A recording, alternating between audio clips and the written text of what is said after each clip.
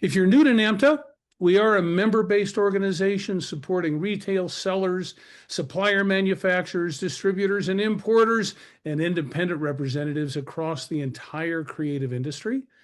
Namta Connect, if you haven't joined us in the past, this is our year-round education platform. And we bring weekly sessions to you around business insights, new product demonstrations.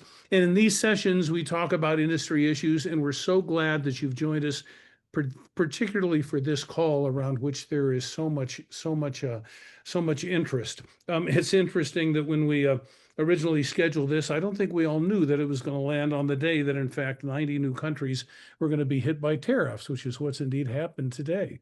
Let me tell you quickly about our panel, and then I'm going to turn it over to them. We have Denzil Quick with Spellbinders. We also have Elaine Salazar with Ampersand, Alain Avrillon with Ranger, Jim Scatena, who's a well-known and highly influential and fun guy who's a consultant around the industry, Leah Siffringer, who's the executive director with Namta, and then Greg and Nick Cottrell with Ninth and Concord, or Concord and Ninth. Excuse me, I got that reversed. I'm going to just start by turning this over to Denzil. Denzil can, I think, set the stage here. He can give us a little bit of history. As I think everybody on the call knows, that this group of panelists went to Washington, made the commitment, made the investment in having conversations with many of our representatives to try to make certain that the representatives and our leadership around the country understands who we are and what the impact potentially is. So I'm going to turn it over to Denzil. Denzil, do you want to talk just a little bit about how this came about and what the response was like in Washington, D.C.? Absolutely. Thanks, David. So first and foremost, I really appreciate everyone being here. It's an important subject to not only our businesses, but just our everyday life. And also a special thanks to everyone who did go to Washington, who's on the panel today. Really a great group of people, colleagues, friends. When I retire from this industry at some point in my life, I hope that I still am able to communicate with all of them, because they really took it to the next level. It takes a lot of courage to step up and do something like that. First of all, why we did this, there's a gentleman on the screen here someplace. His name's Gabe, and Gabe is a friend. Now, we hired Gabe several years ago to work with us on some tariffs that we were receiving under prior administration. So tariffs are older than our country is. So they've been used as a tool. It's a policy tool for both Republicans and for Democrats for more than 250 years. So, and before that with Great Britain, right? So it's not new. It's not anything that we all don't fully understand. But so we hired them, Gabe, a few years ago to help us with some tariffs that we were getting on HTS code that encompassed large manufacturing equipment, and we make these small little hand tools. We did the same kind of thing. We met with our Arizona state congressional representatives. We sat down with them. We talked to them. We told them the story of our business, told them how it negatively impacted us. And Gabe did his work on the back end and spoke with them and talked to them about the need for some tariff relief. And lo and behold, a couple months later, we get an exemption, which benefited everybody who trades products in our class of dies. Die cutting in particular was what was being hit hard. So when this latest round of tariffs came about, we reconnected with Gabe, and we recognize that it's going to be that the situation around it is a little bit different now. Tariffs are a much bigger thing, and it's a bigger policy tool than it was a few years ago or even a few years before that. So we knew that the lift was going to be bigger, and I started reaching out to some people that I knew that were equally affected and people that might want to participate in something that we were trying to put together. Gabe thought about like, hey, we're going to need to get some momentum. We're going to need more than just Arizona behind this. We're going to need other states as well. We need to make this a bigger thing. So that's when I reached out to everyone that was a part of the trip, and others too. Anybody could have gone. And overall, I felt the trip was very successful in our mission to educate them about how the tariffs are negatively impacting our business. And that goes true for even companies who are so we had 18 meetings with 18 different representatives in Washington over 2 days, and we had some additional meetings here with our Arizona representatives. So over 20 meetings in total. And the story basically is kind of, you only have a half an hour. So you sit down and we say, we're, we're creative industry.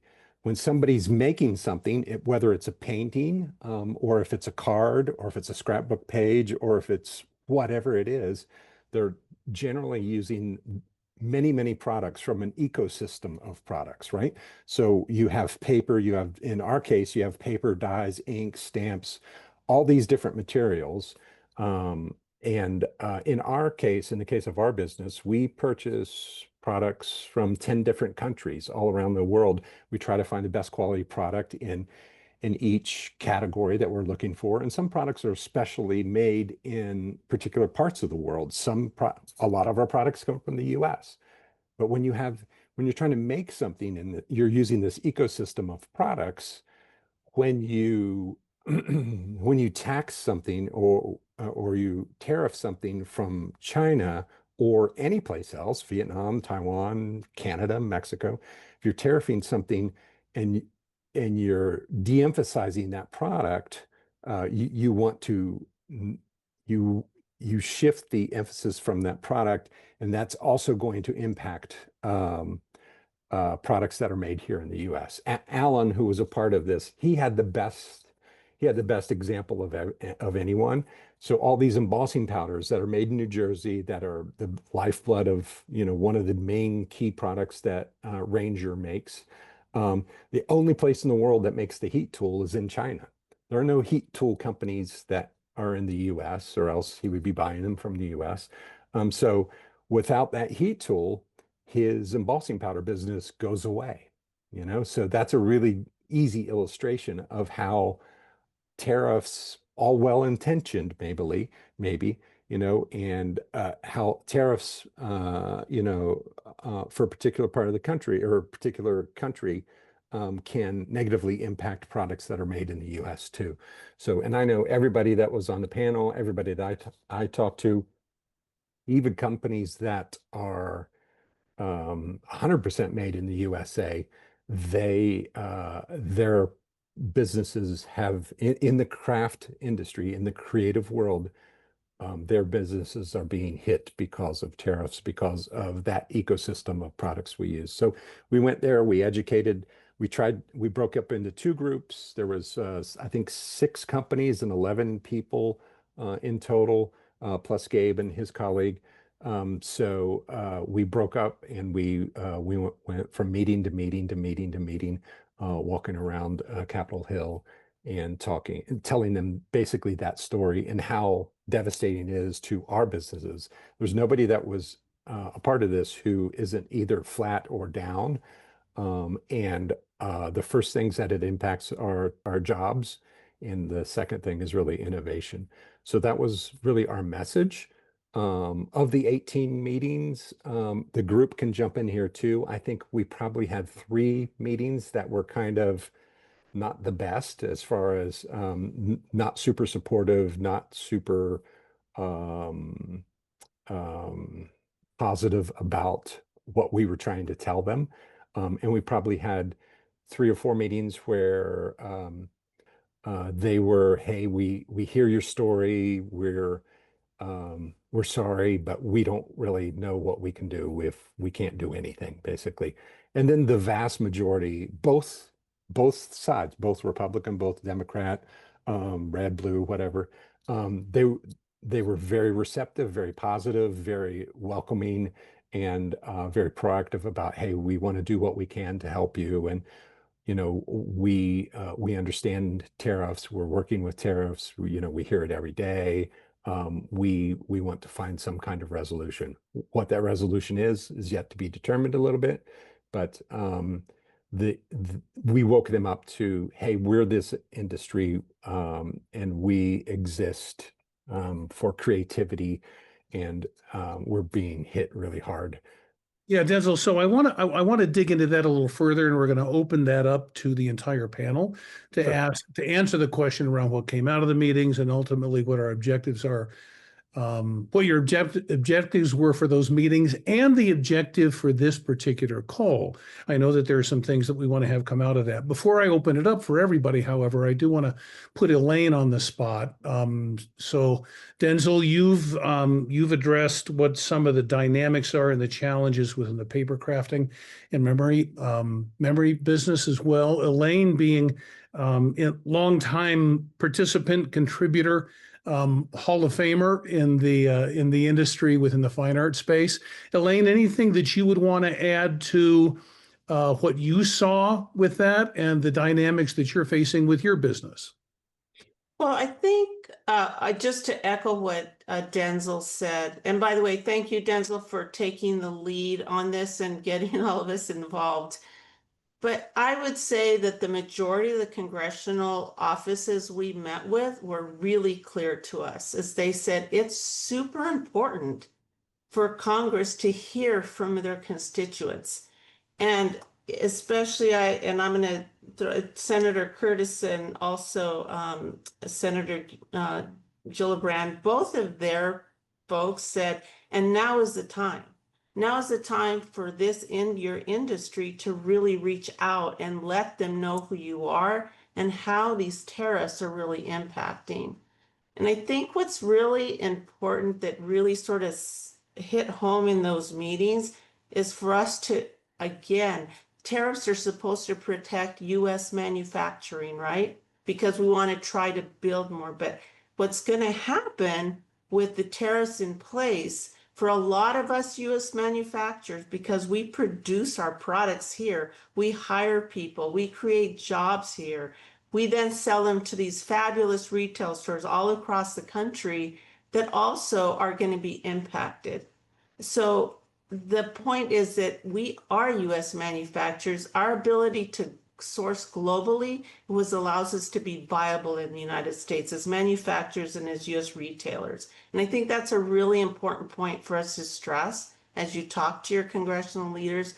And the other point I think that really came across was the fact that for the most part in this industry, we're a small business industry. We don't have the wide margins that a lot of large corporations have to weather 3, 4, 1, 2, 3 quarters of downturn. I mean, it's going to kill us because of the margins we work off of.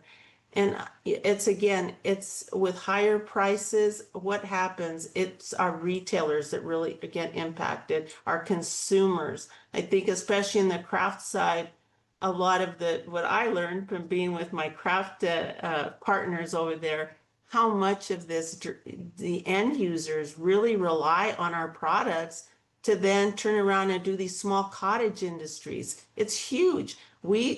Our industry is really about small business, and we are going to be the casualty of this trade war.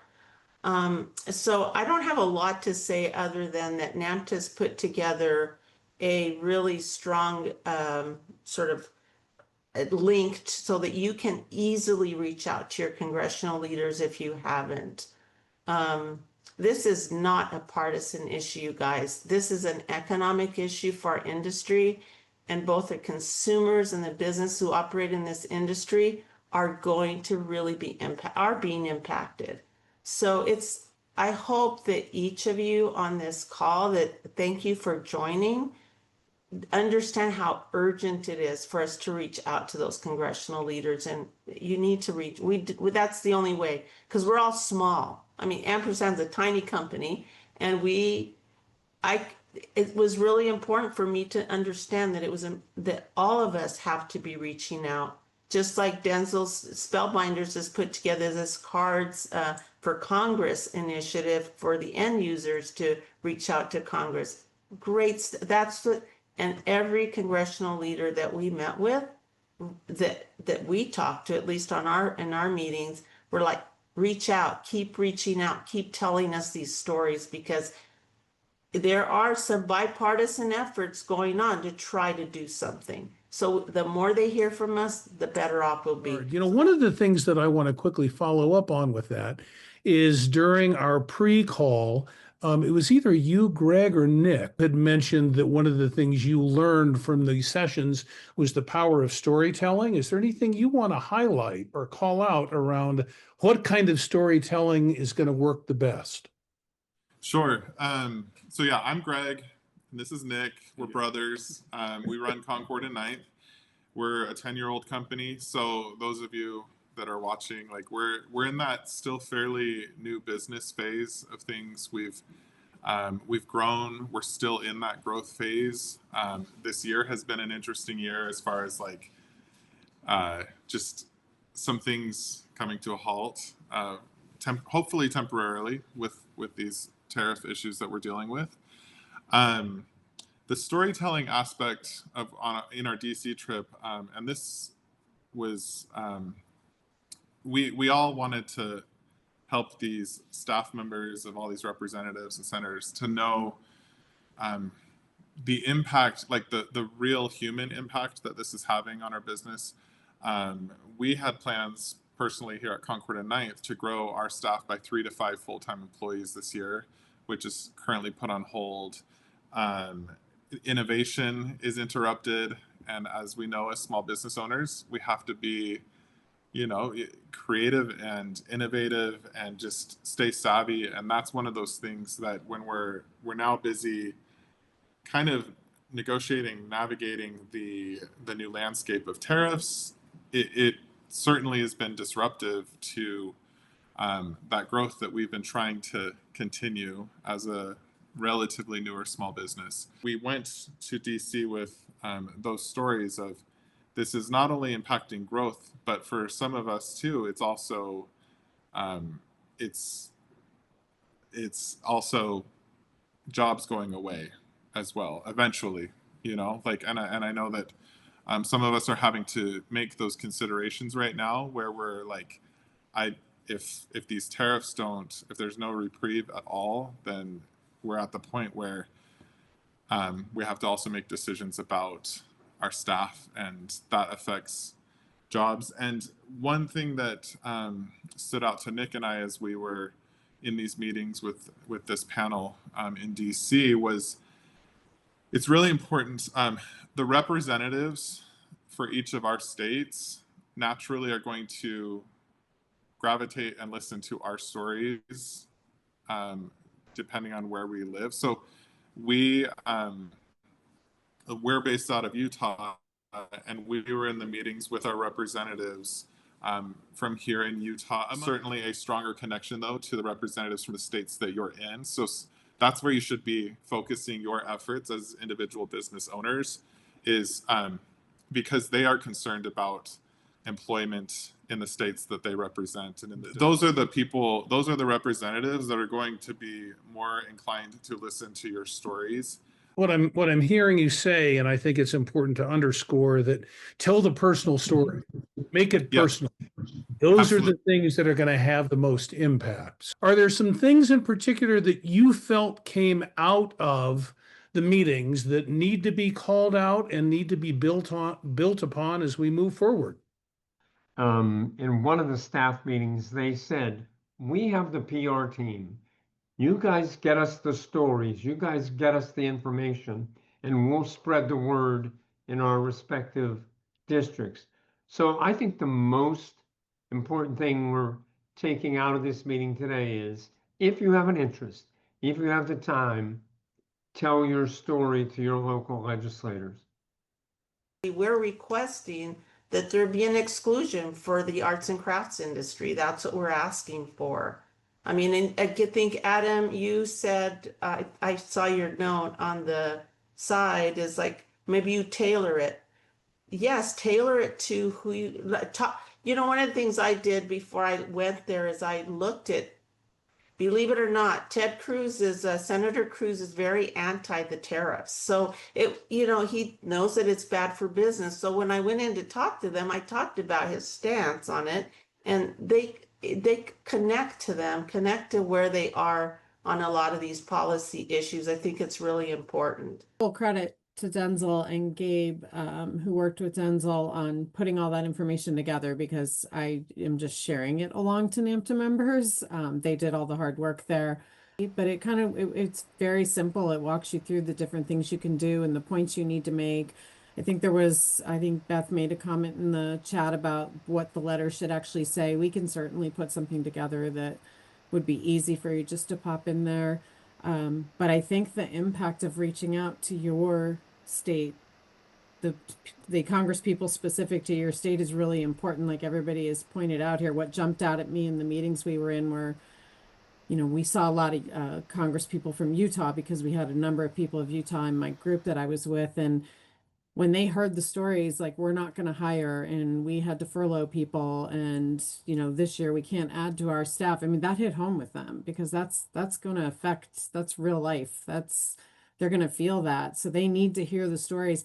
And before we left for DC, I asked for people to share their stories with me, and I got lots of emails. I think Beth on here sent me some really good examples, and Gail sent me the example about her recruiting business. And I mean, those are stories that are really happening, and that, I thought, really had an impact on everyone. So I would say, when you're reaching out, make sure you share your personal, what's going on in their state, and hopefully that will motivate them to take this another step. Because, as pointed out as well, there was indication that there are things kind of behind the scenes, bipartisan, that they are talking and they are looking at these things. And they also said that, as had the points been made, that this is the time.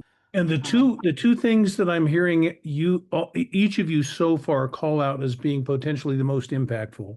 Again, using your personal stories to highlight these elements. But the two elements I'm hearing you call out are around employment, that's going to be a call out that's going to resonate most strongly with our representatives, and the lack of innovation that's coming out of this. Are there other key points that you think should be called out?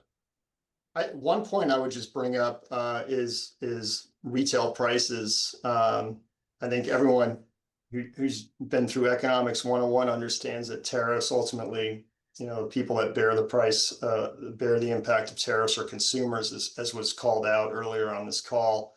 But as you walk the aisles of an art materials retailer, you're seeing prices up 10, 15, in some cases 20%.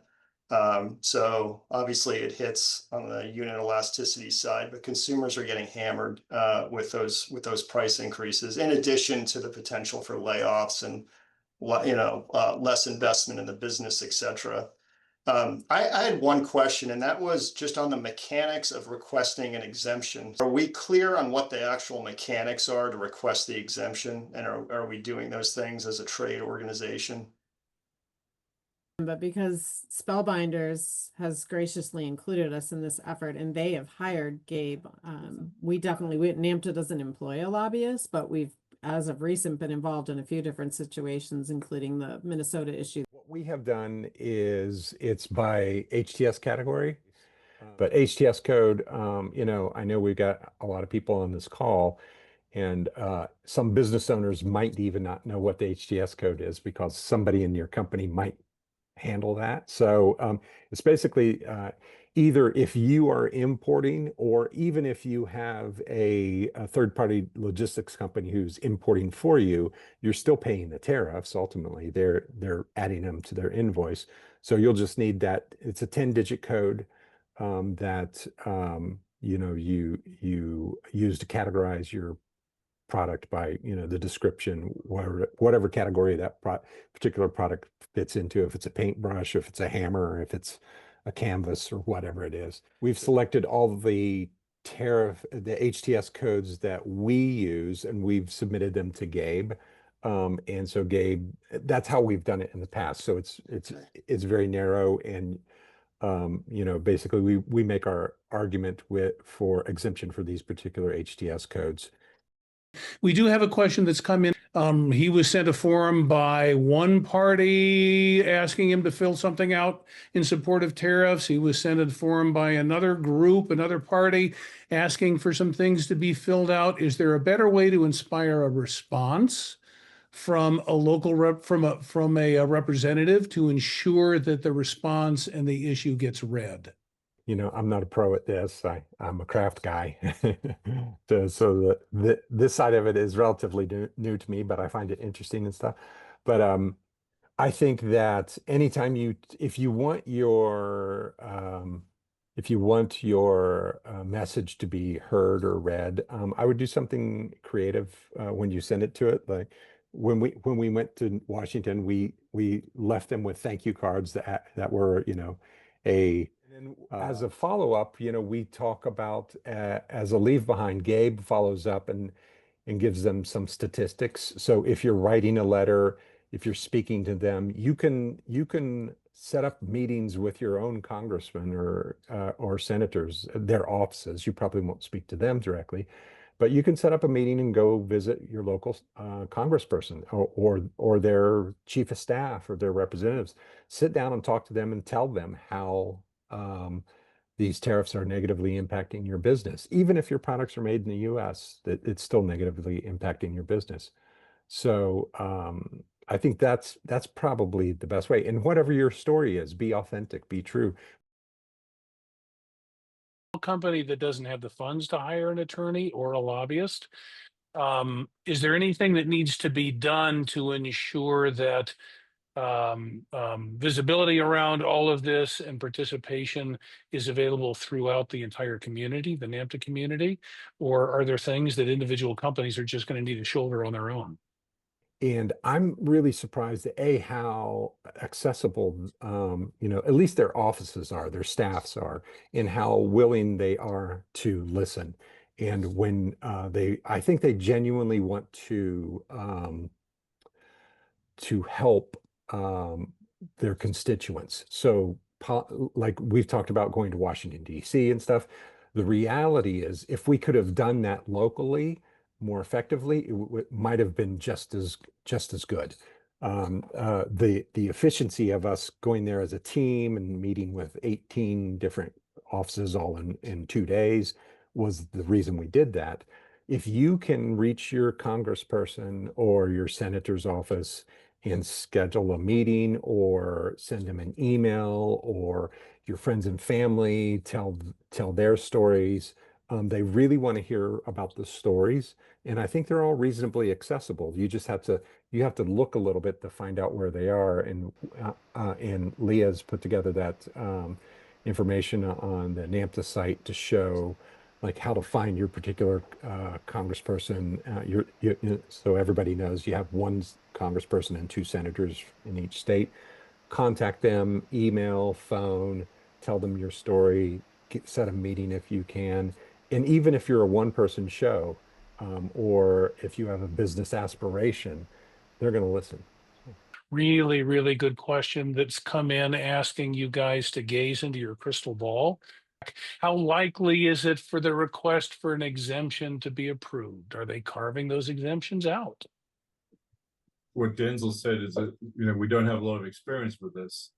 And, you know, fundamentally, the impression I left was that, you know, depending on, again, it's not a political issue, this is about policy, but, you know, obviously the Democrats are saying, hey, it's a Republican issue, and the Republicans are saying it's a White House issue, right? So we did feel like we were chasing our tails just a little bit, I think. I felt that anyway.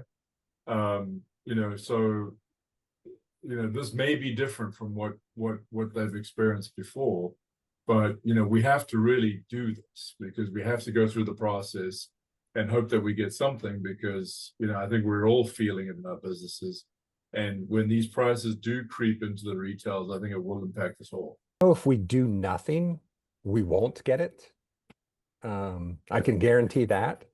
So if we try, is there a chance that we'll get it? I think there's a good chance that we will affect policy.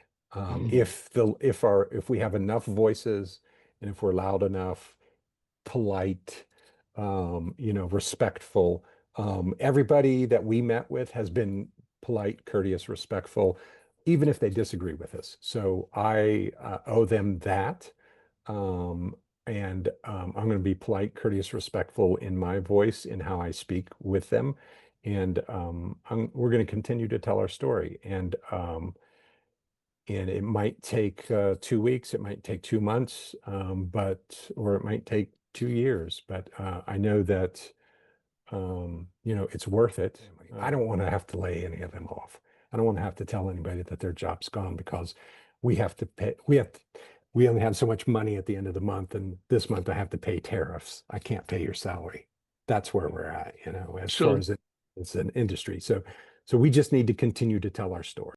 But I want to do a little storytelling that takes it down a notch to the state level, because it can happen.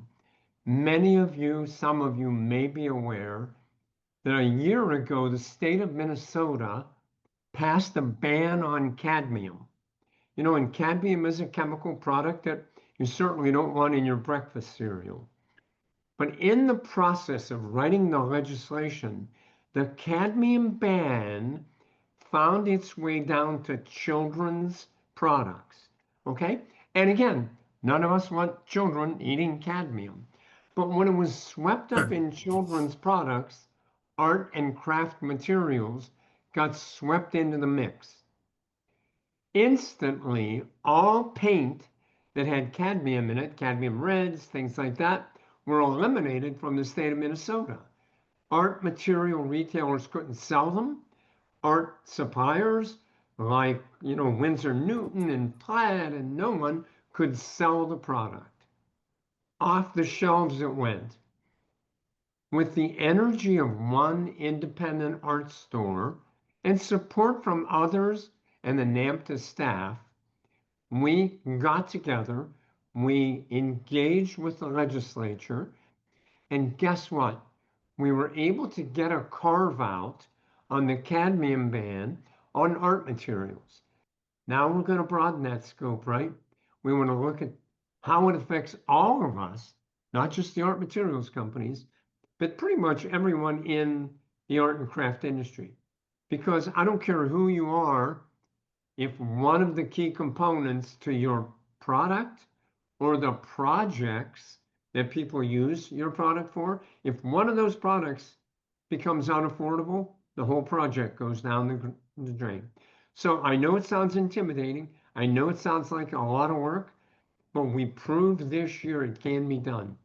I think there's a lot of credit to you manufacturers and brands who have tried to figure out ways to strategically manage the tariffs that have come down the pike so far and have been able to stave off some price increases to date. But with everything that's happening now and the most recent tariffs that went into effect today, how much longer do you think that you brands and manufacturers can hold off from making dramatic price increases, or are they about to happen? Well, I would think as each tariff is announced, it's probably, I'm only speaking from our experience. We try, we obviously have inventory already in house, which is not implicated by tariffs. So it's maybe a 2 to 3 month time lag on each tariff which is announced, and that's probably what I can give you from our side.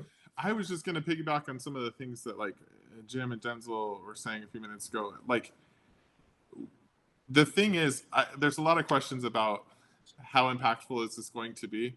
We don't know. I mean, I don't mean to sound like we really don't know, but if we don't say anything and if we don't reach out and tell these stories, we know for sure that nothing will happen.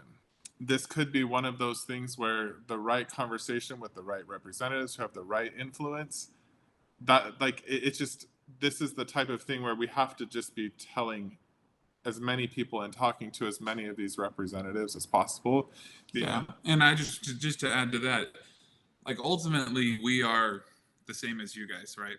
We just happen to go to DC and tell our story. We're not experts on tariffs, but it was great to be there and to tell the story.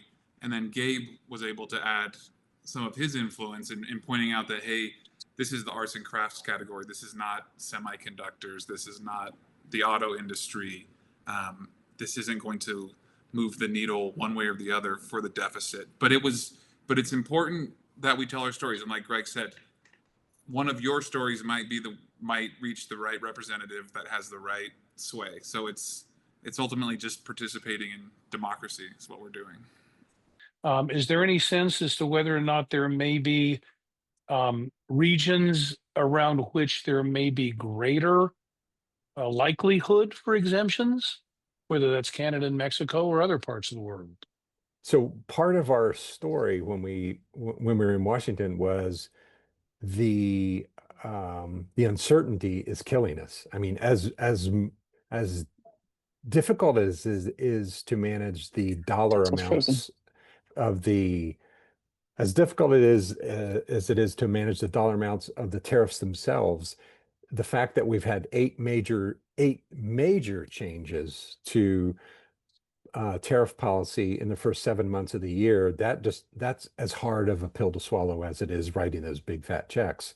So not knowing, okay, if they say, hey, you know what, China's going to be 150% tariff, but Vietnam's 20 and Canada is 10 or whatever, okay, that's good, we can deal with that. But when it goes from 20 to 0 to 10 to 50 to 150 to 170 to 45 to 55, I can't make any business decisions. And you're all in the same boat. We don't know what to do. So as far as Canada and Mexico, I wouldn't bet for or against. Right now, it's a push. I have no idea. It depends on what they're willing to put on the table. So to that end or to that point around keeping track of all of this, what's the best way to stay informed?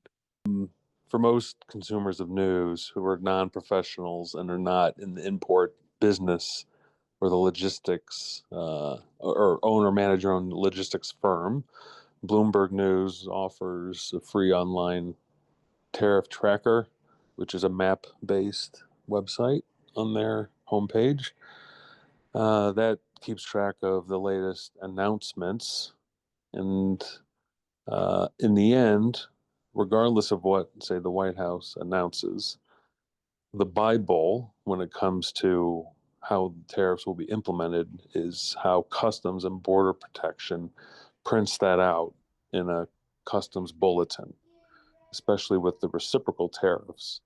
So sometimes they can be a little late or not as soon as we would like, printing out the official interpretation, implementation date, sequencing of multiple tariffs, etc. That's the entity, the federal government entity, that is the North Star when it comes to how your importers, your brokers, have to navigate and pay those tariff duties. Are tariffs effective on date of departure or date of entry? So my recent experience was that we actually had some product go on the water on the 28th of March, and they were exempt from the Liberation Day tariffs. So that was really an onboard date was critical there.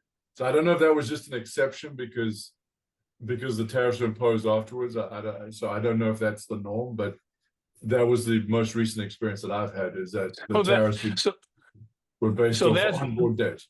That's different. That's on board versus date of departure versus date of entry. Yeah, David, so that's where the customs bulletins are really, really important, because that's how it'll be implemented. And that'll be the ultimate source on how it'll be affecting each of you paying those duties. Is the Incoterm or the DDP, the delivered duties paid option, viable? DDP is direct duty paid, where the manufacturer actually ships it on our behalf to Long Beach, and they pay the tariff, and then they will invoice you for the tariff or whatever. So I've read a couple articles recently about the federal government is aware that that is a method by which there's a lot of fraud taking place. And you can be personally, in this article, and again, I think it was on Bloomberg actually, where you can be held personally responsible, liable for duties that are fabricated or whatever. So what some of the manufacturers are doing is saying, hey, if you have a product that's $10 and it has a 55% tariff on it, what they're doing is the $10 product, the manufacturer will ship it and say, oh, the cost is $2. So now you're paying 55% on $2. And then when they invoice you, they'll invoice you for $10 plus the dollar tariff that they paid. So your tariffs are really reduced. What the articles that I've read have said is the government knows that that's taking place and they're going to come after you. So we need to jump in very quickly here. We need to make clear that what Denzil has just outlined is a factual overview around DDP. Namta is not making any recommendations around what to do or not to do. We want to make certain that we're not being guilty of anything that could be construed as collusion, right, folks? Agree. So, and we use DDP as well, and we ask for a fair invoice rate. So I know a lot of manufacturers do, especially if it's smaller amounts. But just be aware that some of the factories in China are trying to do some shady things.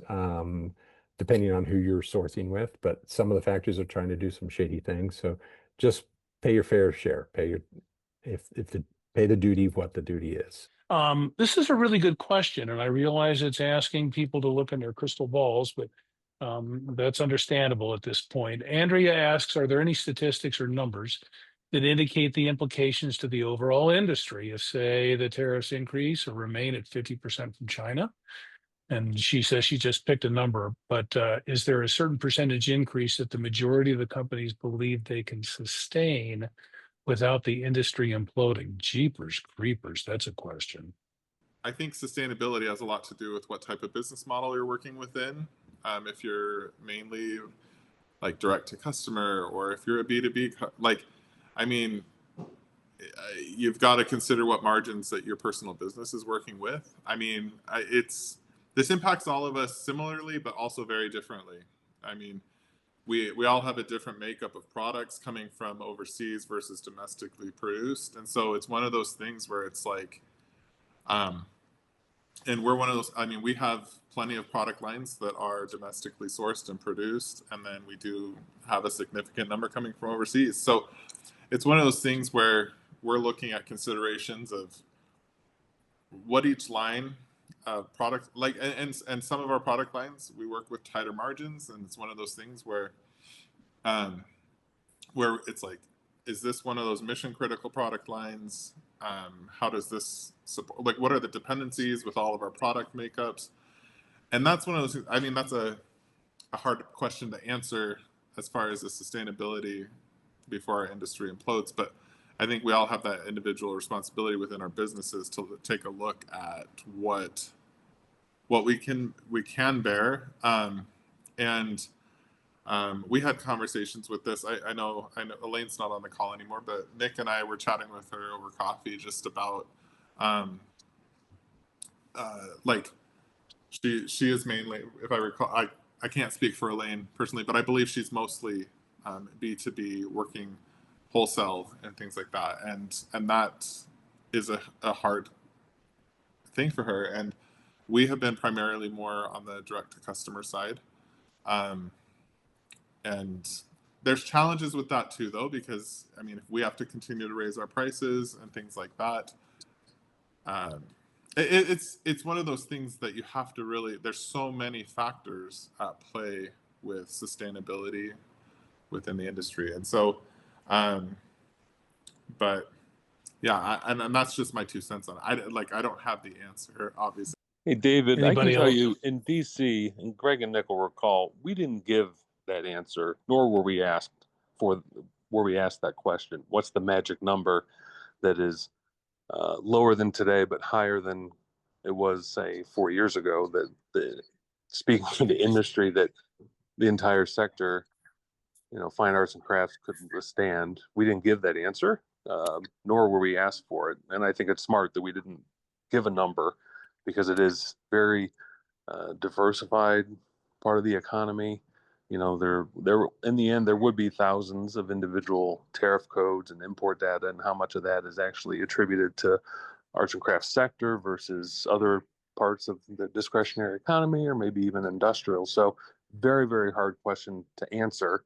The good thing is when we communicate with members of Congress, their staff, also in Leah's recommended instructions to everyone on the call, is to contact the White House. There's email address, there's physical mailing address for the White House and the Treasury. They're the experts. They can figure out, you know, they're responsible for a lot. But tell your story, urge relief, and explain why the tariffs are just unsustainable for you. And you don't even need to give, you know, my preferred number is 20 versus 50 versus 140. That never comes up. You know, the blanket response, I think, from the industry, the smartest answer is full waiver. And there are plenty of reasons we don't have time to go into on the call here on why this part of the discretionary economy, this part of consumer spend, is very well justified to be completely exempt from these blanket reciprocal tariffs. You've asked about what's the best way to make certain that the shippers are filling out the forms correctly.